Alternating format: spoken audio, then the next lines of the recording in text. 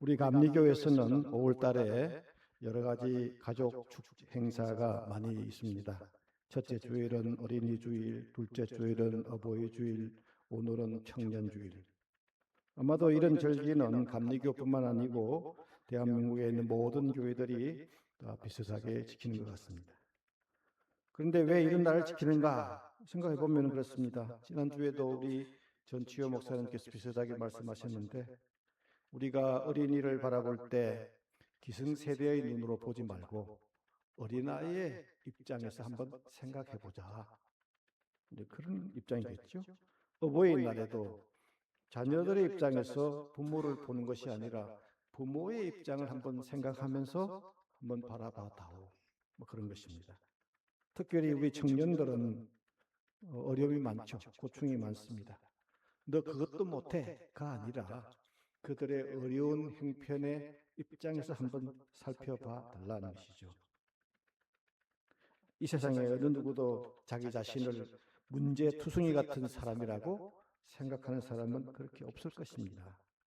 아마도 모든 사람들이 원하기는 사랑받는 사람으로 대접받기를 원할 것입니다. 과연 그렇습니까? 인간은 타인의 사랑을 받기에 충분한 조건을 갖추었습니까? 하는 행실이 언제나 바르고 언제나 흠결이 없고 실수가 없고 예의가 바르고 그렇게 합니까?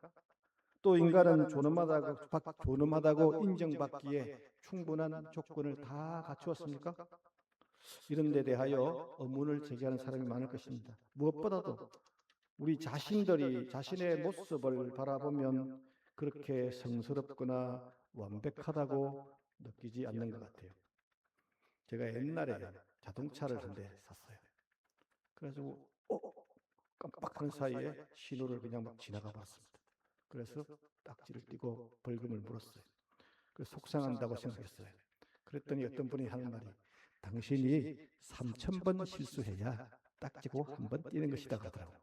깜짝 놀랐습니다. 실제로 그랬는지 모르겠습니다. 많은 실수를 한다고 해요. 아마도 우리는 그렇게 성스럽거나 완벽한 존재가 아닙니다. 그래서 어떤 미국에 있는 사회 심리학자가 과연 인간은 완전한가, 또 사랑받기에 충분한가, 존엄한가, 이거를 실험을 한번 해보겠다는 것입니다. 맞는지 틀리는지 살펴보겠다는 것이죠. 그래서 이제 그가 하는 실험의 주제는 뭐냐면, 어떤 사람이 혹은 모든 사람이 타인들에게 이유 없이 악을 행할 수 있는가 없는가, 잘못한 것도 아닌데 상대방에게 악을 행할 수 있는가 없는가를 실험을 한다는 것입니다. 혹시 이런 얘기를 들으면 여러분 느낌은 어떻습니까? 나는 그렇지 않다 이렇게 생각하는지 모르겠습니다. 그래서 학교에서 일어나는 일들을 가상적으로 설정해 놓고, 그래서 이제 이 학생들이 문제를 하나 틀릴 때마다 체벌을 주는데, 이 체벌이 좀 무시무시한 체벌입니다. 정기 고문을 하는 것입니다.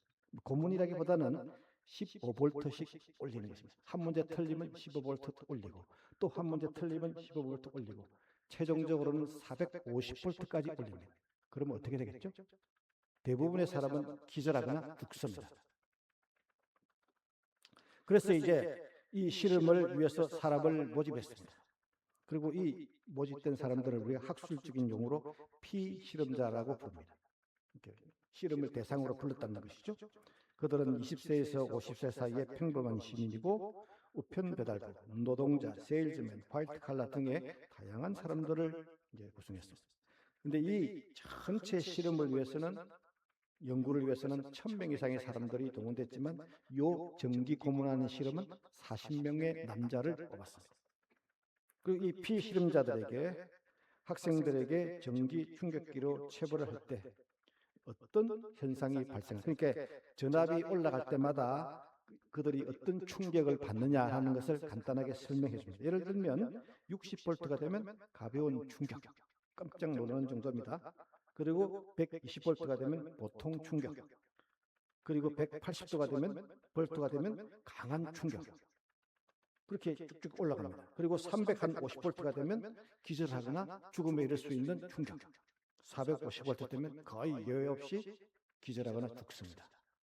그런 이제 강도를 다 설명해 줬습니다. 그러니까 이제 했습니다. 그리고 이 실험을 위해서는 두 사람의 또 역할을 하는 사람이 필요해요. 한 사람은 뭐냐면 감독관입니다. 이 감독관은 피실험자에게 명령이나 지시를 낼 수 있습니다. 그 피실험자가 실험을 하는 동안에 전기 충격 하나 올려서 사람이 자극을 받으면 깜짝깜짝 놀라게 되면서 죄책감을 느끼면서 이러다가 죽으면 어떡하지? 내가 뭐 잘못하는 게 아닌가? 뭐 이런 생각을 갖게 되겠죠. 그럴 때마다 이 감독관은 준엄하게 야단을 칩니다. 계속하십시오. 이 실험은 절대적으로 필수적입니다.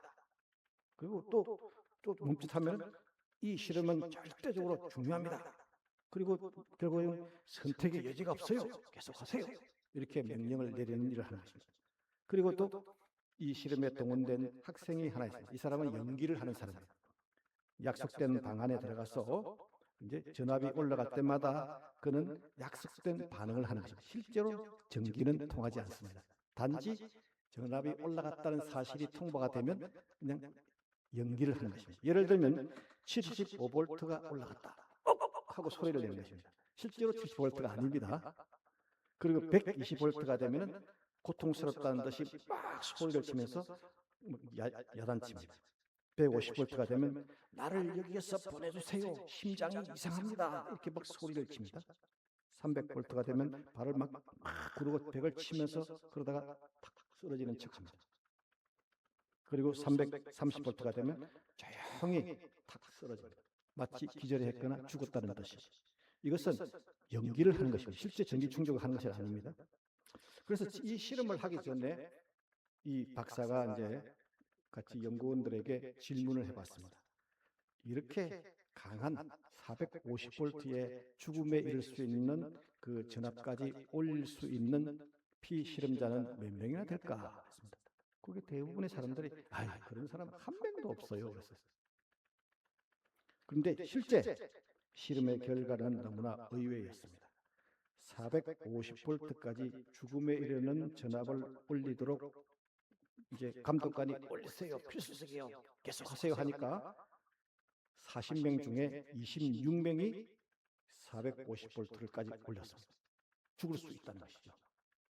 그래서 이 실험을 통해서 사람들은 깜짝 놀랐습니다. 보통 사람들은 어떤 조건이 주어지면, 그러니까 책임을 면할 수 있는 조건이 주면 아무런 죄 없는 사람을 죽음에 이르는 일도 서슴없이 하는구나. 이런 생각을 갖게 된 것입니다. 이게 바로 우리들이다, 인간이다 하는 것이죠. 물론 뭐 이런 일을 즐겁게 했다고 하지는 않습니다. 때로는 땀을 흘리고 입술을 깨물고 말을 더듬하기도 하고 심지적으로 이렇게 뭐 헛소리도 내기도 하고 극도의 심리적 고통을 합니다. 그런데 그들 중에 아주 흥미로운 질문을 한 사람이 있었어요. 이런 질문을 합니다. 이거 내가 다 책임지는 겁니까? 그렇게 물어요. 그러자 감독관은 답, 아닙니다. 당신 책임 없어요. 책임은 내가 다 지는 것이에요.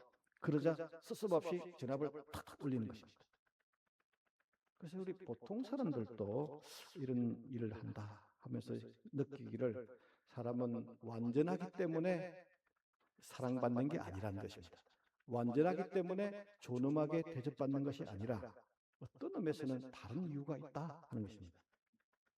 때로는 인간은 어떤 외부의 조건, 어떤 그 상황이 오면 쉽게 무력화되고 자기 자신의 존엄을 잃어버리는 경우도 참 많다는 것입니다.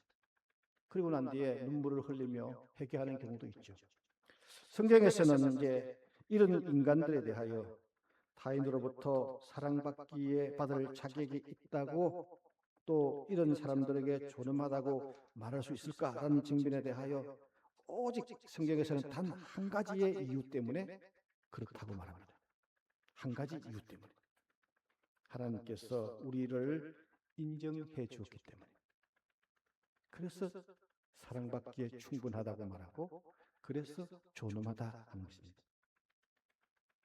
하나님께서 우리를 인정해 주었다 하는 것입니다. 오늘 고린도 사도 바울은 고린도전서 6장에서 19절에서 얘기하고 있죠. 이렇게 얘기하죠. 가장 중요한 근거. 우리의 몸에는 성령이 머무는 성전이다. 성전이다.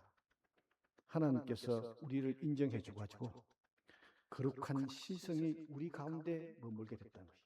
그래서 우리는 존엄한 사람이고, 그래서 우리는 타인에게 사랑받기에 충분하다고 말하는 것입니다. 우리의 몸은 하나님께서 이게 우리 성령이 우리 가운데 거주하기 때문에, 거주하는 몸이기 때문에, 그래서 존엄하다고 하는 것입니다. 그래서 구약 성경에서는 이런 표현을 하나님의 형상이라고 말합니다. 하나님의 형상. 우리의 몸이 하나님의 형상이라는 것은 우리 몸 가운데 절반은 하나님의 것이다는 것입니다. 절반은 땅에서 온 것이고 절반은 하나님께서 준 것이다. 그것을 바울은 이렇게 설명했습니다. 우리 몸에 성령이 거하는 집이다. 그래서 우리는 존엄하다고 하는 것이죠. 사랑받기에 충분하다는 것입니다. 여러분들이 잘 아는 유명한 교수님이 한 분 계십니다. 이어령 교수님의 고백과 회심을 잠깐 소개해 보려고 합니다. 그는 매우 지성적인, 우리나라를 대표하는 지성적 교수님이라고 말할 수 있습니다. 박정희 대통령 시절에 우리나라가 부흥하기 위해서 힘들었습니다. 이때에 이어령 교수님은 긍정적 의미를 강조한 사람이죠. 이런 참 지성적인 분이 그의 딸 이민아 목사로 인하여 그는 하나님을 영접하게 된 것입니다. 이민아 목사는 암이 걸렸습니다.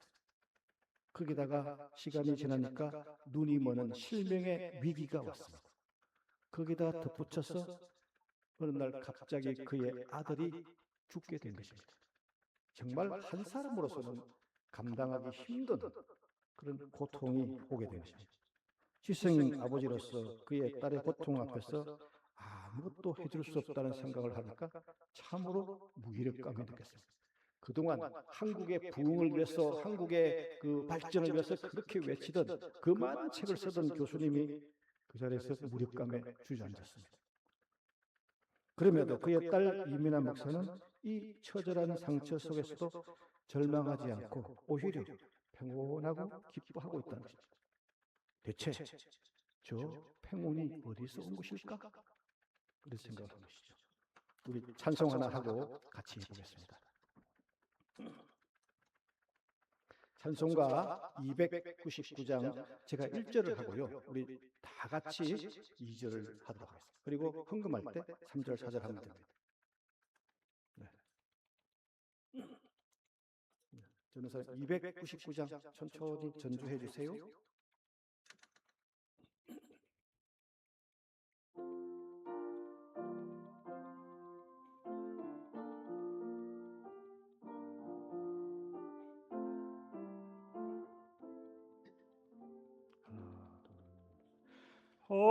하나님 사랑은 온전한 참사랑 그 맘에 부어주시소 충만케 하소서. 다 같이 2절. 내 주님 참 사랑 햇빛과 같으니 그 사랑 내게 비추사 또 걷게 하소서.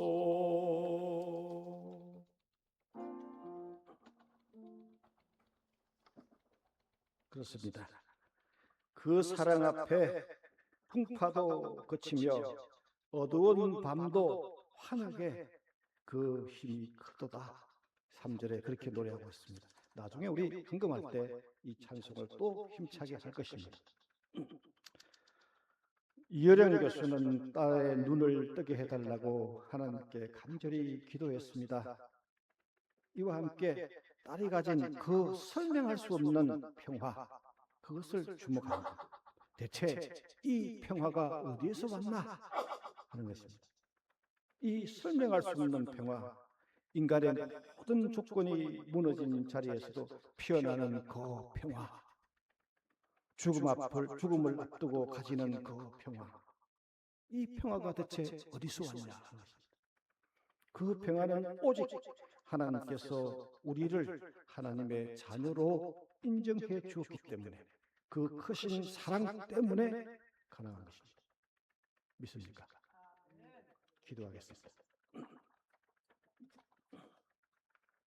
자비하신 하나님 아버지, 우리가 복음 순가를 통하여 당신은 사랑받기에 충분하다고 말하고, 또 신학 서적을 통하여 인간은 존엄하다고 말하지만, 그 근원이 하나님께서 우리를 인정해 주시고 우리 가운데 성령의 집으로 인정하여 그곳에 머물면서 하나님의 형상이 되게 해 주신 그 은혜를 생각합니다.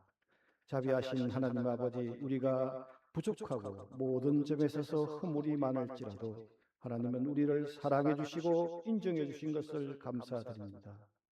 자비하신 하나님 아버지, 동대문 교회가 부족한 점 많았고 또 허물도 많았지만 하나님께서 사랑해서 선택해서 이 땅 위에 당신의 역사와 당신의 뜻과 과제를 맡겨주신 것을 감사드립니다.